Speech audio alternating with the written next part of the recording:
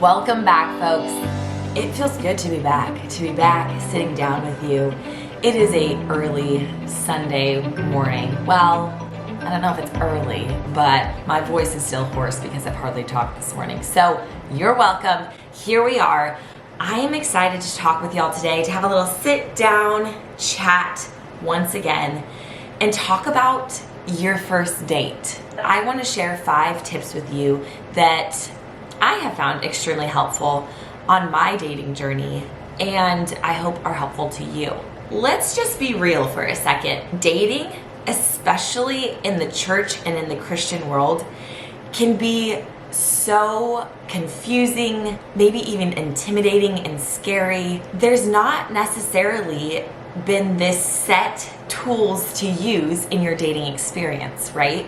I don't know about you, but I grew up with a heart to do relationship really, really well, especially when it came to dating, especially when it came to my love life. Hello. It's something that we all go through, or the majority of the population goes through, right? You end up dating somebody, you end up in relationship, and yet nobody ever really teaches us how to date. So I know on my own journey, I always felt like I was thrown out into the deep, wide ocean of dating and I didn't know how to swim. And I was trying to figure it out. There were different elements that affected my journey and my process. And I feel like this is the same thing that happens for a lot of people. You get thrown out into the deep ocean and told that this is the next stage of life, and yet you've not been given any tools on how to do it well. And so when the elements come, when the situations happen, you don't know how to face them. You don't know which way to go or how to approach that conversation, or if you should go on a date with that guy or that girl, etc. And so today I just want to provide you 5 tips that I have found to be really helpful when it comes to approaching your first date. Now, ladies and gentlemen, before we jump into it, I just want to take a moment, pause, and let you know that I have been working on a little project behind the scenes. Yes, a top secret project. I'm very excited to share it with you in the near future. If you have any guesses on what it might be, let me know in the comment section below. Here we are, you guys. 5 tips for your first date. Tip number 1, let go of the love story that you have always told yourself. We often don't even say yes to a date or ask a girl out because of this story that we have been telling ourselves from the time we were so teeny tiny about how our love story would pan out. I know for me, I had a long list of ideas of what this guy and who he would be that I would end up with in relationship and marriage. And I didn't realize that when I created this long mental list, I really decided that these things that should have been preferences, that should have been like, oh, you know, his personality is outgoing, and I was living with those as laws. Like, if this guy wasn't the life of the party, I don't know, am I gonna say yes to a date? If he doesn't have the most supreme reputation, am I going to say yes to a date? I was living with these things as laws. And so if he didn't check off all these things on my list, I was really hesitant to say yes to a date. And we often do this, right? This isn't the stage of life I thought I'd be in when I stepped into a serious relationship. My circumstances aren't what I thought they'd be. I don't feel 100%. I mean, the list could go on about why you wouldn't even say yes to a date. When the reality is, on a first date, you're not trying to figure out if you want to be with this person forever. You're simply trying to get to know the person a bit better. You're actually trying to see, do we enjoy spending time one-on-one together in a date-like capacity? The reality is, if you're trying to figure out if he checks off all the things you desire in a husband or she in a wife, I would say pause right there, because we're not the author of the story. We play a vital role and we make big decisions.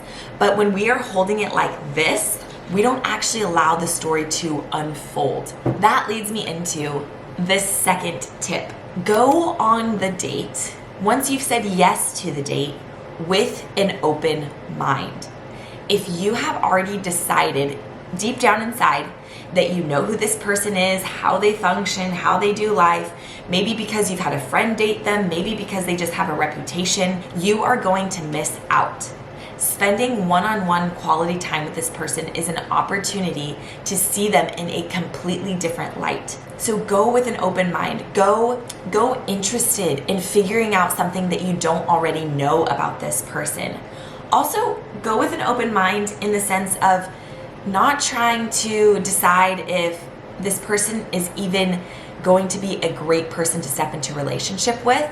Simply keep it about getting to know the person. When your mind starts to wander in trying to decide what the next step is, you got to shut it down and stay present in the moment with the person and really engage and really try to understand who they are. Okay, that leads me into tip number 3, and that is let go of the pressure. You do not need to know before the date is even over if you want to go on a second date with the person. So, for example, if you're on a date with somebody, you're kind of enjoying your time with them, but you're not really sure if you want to go on another date with them, just as you're leaving, thank them for the time. Let them know how you felt, right? Let them know you enjoyed it. The reality is they took time out of their precious time to go on a date and spend time with you. So regardless if you had a good time or not, you need to be respectful. So thank them. Show appreciation for the fact that they went out with you, they spent time with you. Just be kind. It is a vulnerable experience for both of you to put aside time and intentionally get to know somebody. I would actually even encourage you, even if you didn't have the time of your life, fireworks flying everywhere, it's chemistry right off the bat on your first date, to give it a second and even a third date. Because sometimes we don't even show up as our best self on the first meeting with somebody because of nerves, because maybe we're having a rough day, because maybe something happened earlier in the day that really threw us off our rocker. So we don't actually come up 100%. So I'd encourage you, give it a second, a third date if it wasn't just absolutely miserable, if they weren't so disrespectful, etc. Tip number 4. Now this one's a bit more practical, and I have shared this actually in a previous video of mine, but I know for myself, sometimes as I was preparing for a first date, I would get concerned that maybe there would be like a lull in conversation. The reality is there potentially might be a lull in conversation. That doesn't mean that there's not chemistry or that this can't have a second date, etc. But in order to mitigate lulls in your conversation or maybe some awkwardness, I would encourage you to be curious. I would even be curious before your date even starts, before you actually go on the date. So maybe as you're thinking about, this person and the date you're about to go on with them, think of some questions that you want answered before the date is over. So I would even come up with a list of questions, whether you write it in the notes on your phone, not that you're going to pull your phone out and become interview style, but just so that you actually have it in a space where you're like, okay, I want to remember to ask them this question. I want to know about this before the date is over. Maybe some questions like that are not just where are you from, but open-ended questions like, what did you love about the place where you grew up? When you think about the future, what excites you? What experiences or goals do you want to have? You're just trying to discover this person, and when we ask closed-ended questions like, what's your favorite food? It allows them to leave one-word answers. However, if we ask open-ended questions like, what is one of your favorite childhood memories and why? It allows them to not just share the memory, but share why that's their favorite. You begin to discover lots about a person when they explain the why behind their answer. So I would leave you with that little tip. Be curious. That leads me into my final tip. Tip number 5. Now, ladies and gentlemen, boys and girls, this one is almost, it's kind of this unspoken rule, but it's necessary. You need to put in the effort. Like I said earlier, somebody has set aside time in their precious life to go out and get to know you intentionally. With this being the case, you need to put in the effort yourself. So maybe that is actually showing up in a presentable manner. Like You look like you maybe put in some time to get prepared and ready for your time together. Not like you're rushing around and sloppy and a mess and just barely being able to fit this in, but really showing that you have put in the effort. So ladies, this might sound traditional, but I think that men would agree that you putting in the effort to put on a cute outfit, to do your hair, to be on time and be ready and be excited, that your demeanor is excited to be with them, it goes a long way, because a man has asked you out on this date, or maybe you've asked them out, and that's also okay, but it's putting in the effort. It's showing that I'm excited to be here. And men, the same goes to you. Take the shower, put on the cologne, be on time, have questions, be engaged, be interested in what they're saying. Now, I would also say on the same note, on my first date with somebody, I would be aware of how they're treating me, right? Are they interested? Are they opening the door for me? Are they treating me with a ton of respect? Are they even treating the people around them with lots of respect? How do they engage with the stranger? Those are just little things that you would want to start to look for on your first date. Just how do they show up? How do they present themselves to the world and to you? That says a lot about a person. So the first date, let's recap. You are not trying to figure out if this person is going to be a life mate.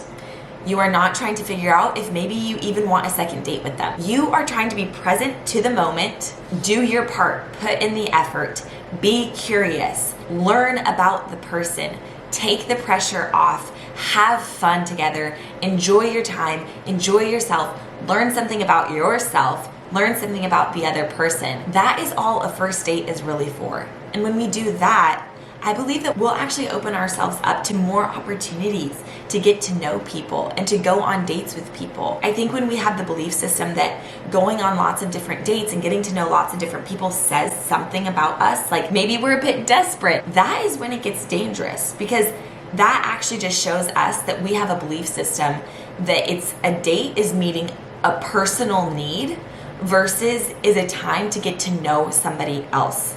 Approach your first date with the mindset, I'm getting to know somebody else, and those belief systems will be shut down and you will be more open to going on dates with people because our beliefs actually dictate the world around us. Ladies and gentlemen, I hope this video was very helpful for you today.